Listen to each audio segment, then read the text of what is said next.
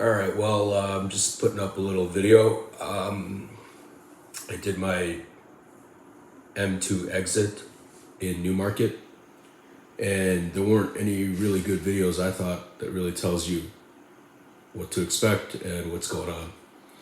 So you show up over there, go a half hour early, you go inside, they give there's some automatic computers. You put in your driver's license number and it prints you a ticket.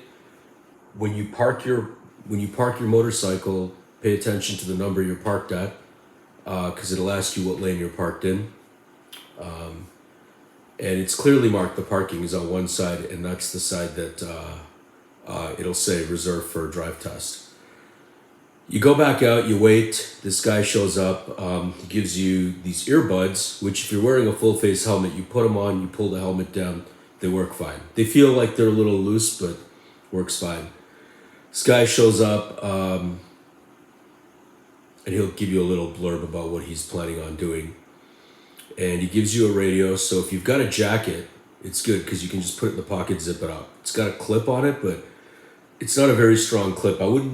If you have no choice, clip it somewhere here, but it could fall off, honestly. I was looking at it, it looks like it's fallen many times. Anyway, only one earbud works. He'll do a test, and that's pretty much it. So it's on Harry Walker Drive.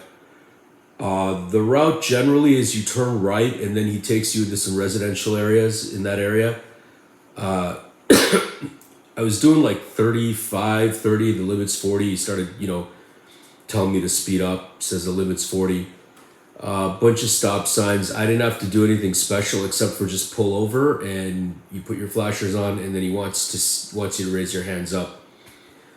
That's it. It's pretty basic. You're just driving around. He's telling you to make lane changes. He takes you on the highway. Now, it's kind of interesting. This is where some videos, it doesn't make sense because I talked to him a lot, actually. And so, like when you're going on the on-ramp and the off-ramp, there's a yellow speed limit. So somebody in one of the videos said, you've got to follow that speed limit. And so I was following it, and he said to me, he goes, look, that's a suggested, so he tells you in the radio, he goes, that's a suggested speed limit, and that's for trucks, so that they don't fall over. He said, you got to go faster, right? So, I guess just take it the way you normally would take it. I just wouldn't be taking it at a crazy speed, but if it says 60, most motorcycles, you can do 70, 75. So then I was just following the flow of traffic once he told me that. On the highway, he gives you a little bit of leeway. So he told me later, he said, look, if you're driving, because we were stuck behind a truck, right? And so, he goes, look, if you're driving and you see the truck, normally what would you do? You'd pass the truck. So he goes, why were you doing 75 when the limit's 110 behind the truck? He said, I want to see how you normally ride. So he says, as long as you're not passing the speed limit, you should have overtaken that truck, right? Now, I don't think he can give you points off for that, right? I don't think he did anyway. Like I said, I passed. I don't really know if I did anything wrong. He didn't say anything. He just gave me some general advice. But, but yeah, I guess looking back now, had I decided to pass the truck, as long as I didn't pass 100, it would have been okay. And that's pretty much it. It's honestly a very straightforward test. It's about 30 minutes. He takes you around, and you just got to make sure, and you want to do a lot of the head movements and stuff, right? Honestly, I wasn't even looking in the mirrors. I was just turning my head, but still looking straight ahead. I have cruise control on my bike, so I use cruise a lot. I knew the speed limits.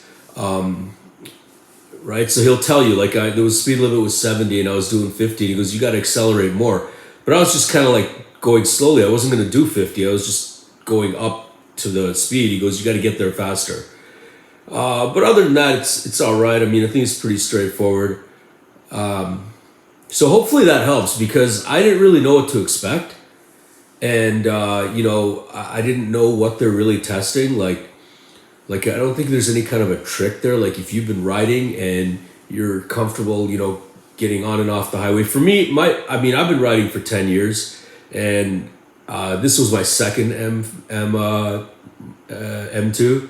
I let the other one expire off and on 10 years. You know, it took some breaks, but I don't think it's that hard of a test, and I wouldn't really worry about it. Just make sure you're comfortable in your riding gear and all of that, and that's pretty much it. I don't really have any further advice. It's honestly, it's really straightforward. I think the only way you'd fail it is if you're just not a good rider,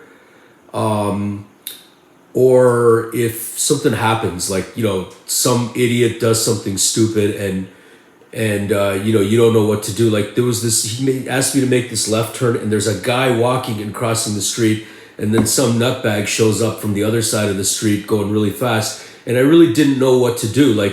I know as a driver what to do. I'm not going to make that left turn. I'm going to let that nutbag go.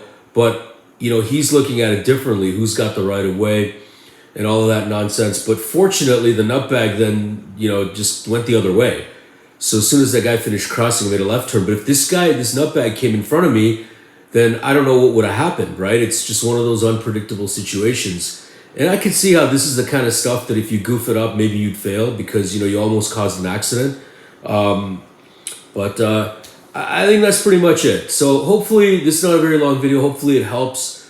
You know, obviously any comments and stuff from your experiences, you know, leave them down there and people can read that. All right, then, safe riding.